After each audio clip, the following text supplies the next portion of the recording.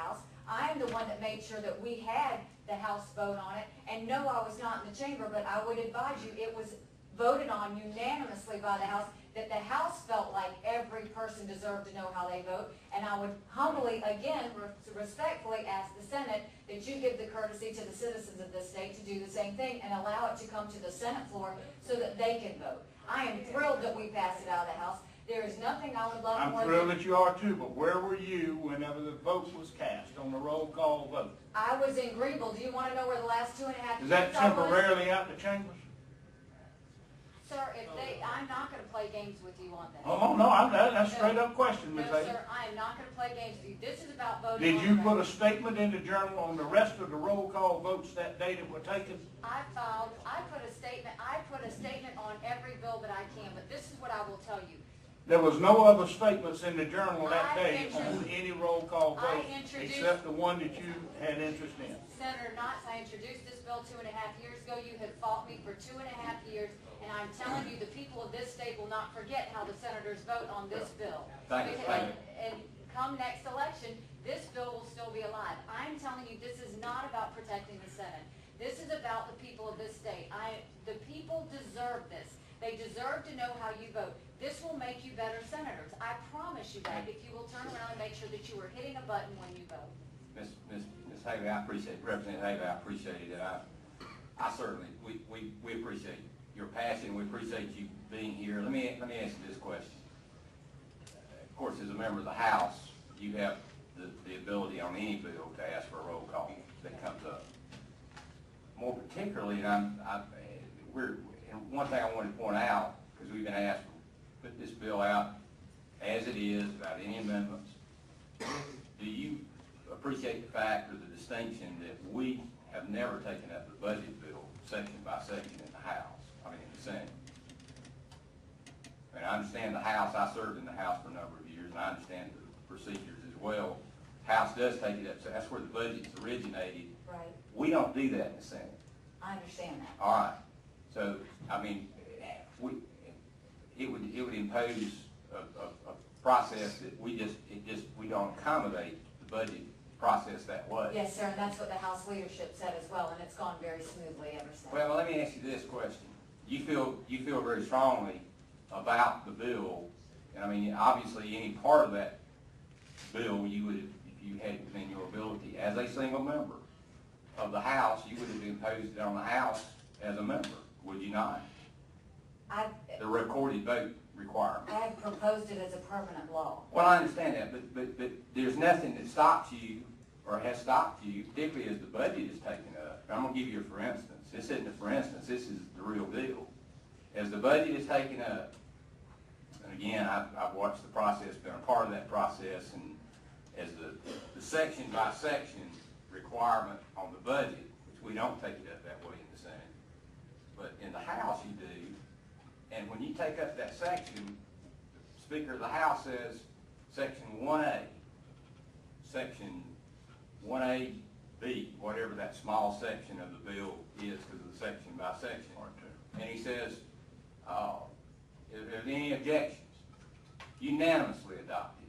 Section 1A2B, any objection, unanimously adopted. Isn't it true that all you would have had to have done to accomplish what you say you want to do in this bill is say, Mr. Speaker, I object. I am shocked. I am shocked that y'all are fighting making this problem. No. No, because right now we turn around, we have a rule, and right now, if there's a section that comes up, one person gets a roll call on that section. One person, which is what our rules do. What this is saying is the same thing. Why aren't we allowed? No. Your statute says there will be. You're trying to defend your rule. No. I'm talking about your statute. The proposed law, House 3047, right, requires a roll call vote on every section. On every section. You had the ability as a single member of the House to ask for one. You didn't have to allow unanimous consent to adopt every section of the budget. Senator Martin, all I can tell you is you once again are trying to go around the... No. Show me what you're trying to do, because I don't understand. No, I do understand. This bill would ask for every section of the budget. I want that. That is what I'm fighting for. That is what I'm standing here missing session right now to do. Well, I understand it, but I'm asking you this question. When the speaker asked repetitively, any member object to the adoption of this section of the bill, as he goes through it? We had many roll calls. As a matter of fact, under the rule, we had many roll calls on every section of the budget. Let me tell you how great it was. We had people who don't serve on Ways and Means that came and said they were more empowered now because they actually could control sections of the budget, and that's never been allowed. I'm not disputing that, but I want, for my benefit, since you're here speaking so passionately about this, what would have been wrong with applying, y'all took up the budget 2 or 3 weeks ago. Right. When the speaker started going through the bill, you open up the first pages of the bill. He said, section 1.234. Any objection? Why don't you say, well, we're going to do our law, roll call vote on every section of the bill. Why should I have to do that? My point is, if it is permanent law, then we will turn around and allow this to happen in the House and the Senate. I'm not asking about permanent law. I'm asking about your desire as a member of the House. My desire is to impose that rule on the House. My desire is after 2.5 years of a fight that I don't understand, that you would quit having hearings like this where you're trying to fight something that is so simple. I'm not fighting you, Ms. Hayes. No, I'm asking the question, if a section by section roll call vote is what your bill requires, why didn't you demand that in the budget? I'm demanding it by law. I don't know how much further I can demand it. I'm demanding it by law every year, along with every other single bill that we take up in the House and the Senate. You don't have to demand it by law. Senator, what I'm saying is, right now, we are known to be a strong legislative state. And the reason we're known to be a strong legislative state is because legislators protect themselves. What I'm saying is, for once, let's just protect the people. I'm not asking you, but I'm just asking you to help me understand. I don't understand you, so I don't expect you to understand me. I want to know why you haven't done it as a member of the House. I have asked, there is not one person that stands up and says, can we have a roll call vote, that I don't try and help them do that. My point is, why don't all of these votes go on the record? It could have, if you had asked for it. It can if we had. Let me ask you. When you went through the budget, the bill, now I'm talking about the bill. The bill requires a section by section roll call, which y'all take it up that way. We don't.